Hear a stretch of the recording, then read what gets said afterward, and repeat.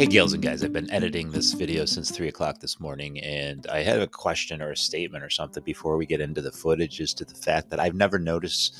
I've walked around Lockport 10 years ago to scout for a film, which is going to be part of this video, and we filmed in the caves there. So if you're from Lockport, familiar with Lockport, I never noticed before, beyond Sodus, New York, the level of poverty, the level of homelessness.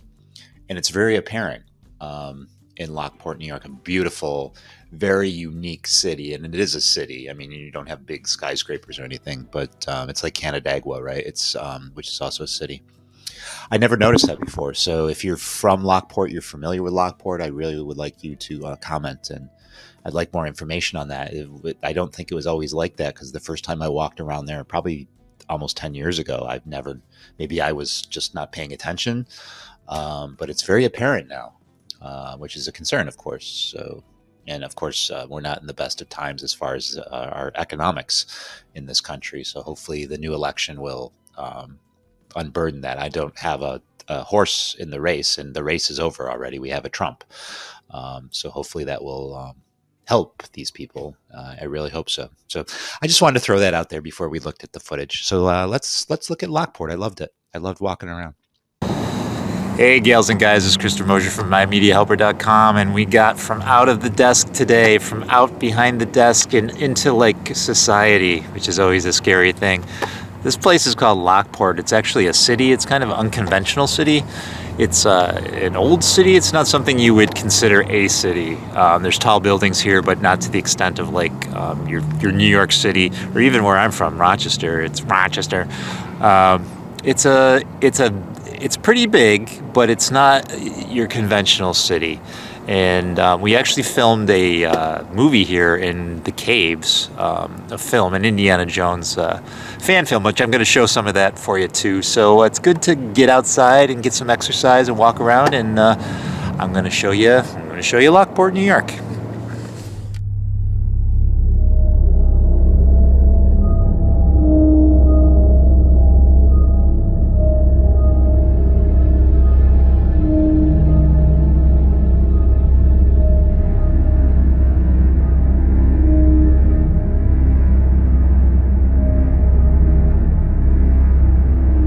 So we went into film, and him and his protege, or this young kid and him, were like making all this noise because they were kind of watching us inside the cave. So if you can imagine, you're trying to film a movie inside a cave when someone's trying to do something. Could you imagine the fucking echo that was going on?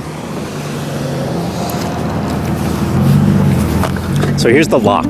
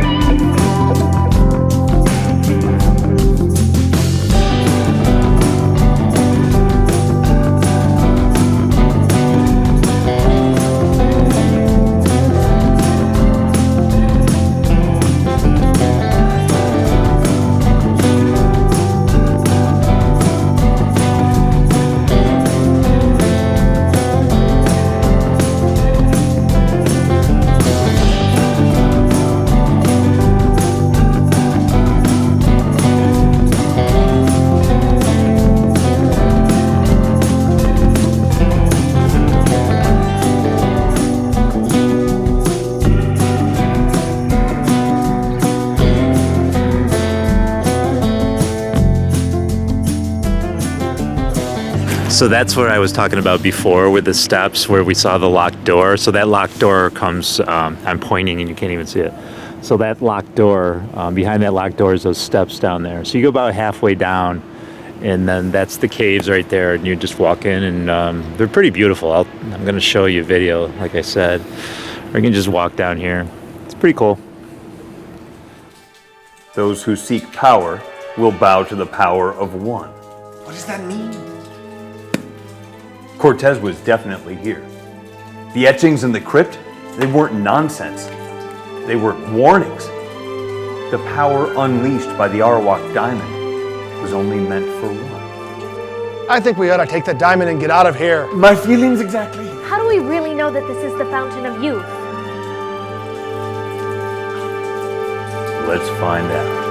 The following is from the town of Lockport Historical Society. In 2024, the town will be celebrating its 20th anniversary. Lockport was formally established on February 2nd of 1824. There were, however, settlers much earlier. It is said Adam Strauss built the first cabin in Lockport at Cold Spring in 1802. It was a shelter for the mail carrier who traveled between Batavia and Fort Niagara. Shortly thereafter, Charles Wilbur built a tavern for weary travelers. Lockport's formation is intertwined with the Erie Canal. When the exact route of the canal was determined, a village began to develop in what is now the city of Lockport. Jesse P. Haynes surveyed the area, beginning to map lots. With the village quickly progressing, it needed a name. Inspired by the elaborate set of locks which were to be constructed, Haynes suggested the name Locksboro for this new village. Dr. Isaac Smith countered with the name Lockport. Residents discussed the names, and unsurprisingly to those of us today, they chose the name Lockport.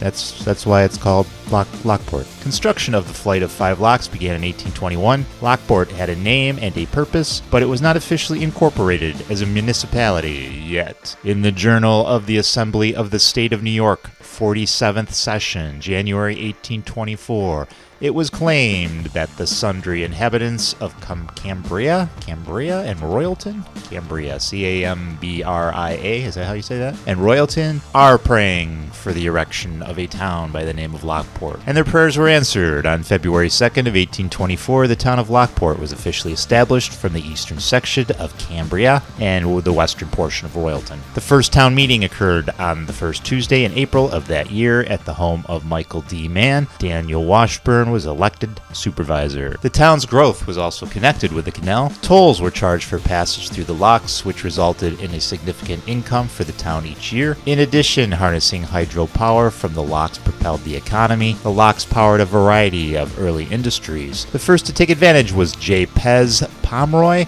and William Bass, who built a carding mill, and Lyman Spalding, who constructed a sawmill. The following year, Spalding erected a grist mill. The city of Lockport was organized on April 11th of 1865, becoming the first city in Niagara County. It was formed from the town of Lockport, essentially plucked from the center of town. The town and its industries have continued to evolve. In 1984, the Lockport Industrial Development Agency established the Lockport Industrial Park. Its largest business currently is the Verizon Media Yahoo complex. From sawmills to data centers, Lockport continues to transform. And here's some more information I plucked from Wikipedia. It says here the New York State Legislature authorized the Erie Canal's construction in April of 1816. The route proposed by surveyors was to traverse an area in the central Niagara County, New York, which was then uncivilized and free of white settlers. At the time, the nearest settlers were in nearby Cold Springs, New York. Following the announcement, land speculators began to buy large plots along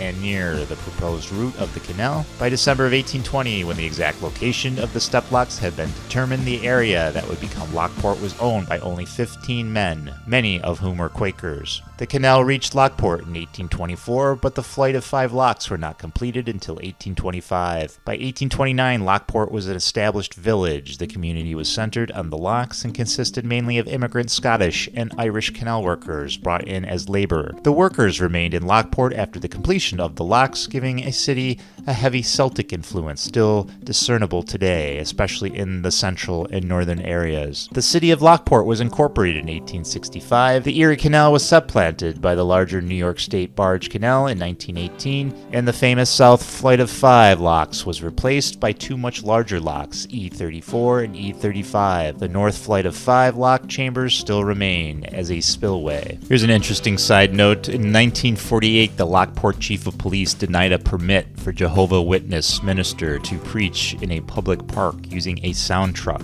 In Saya versus SAIA versus New York, the U.S. Supreme Court struck down the city ordinance as a violation of the First Amendment.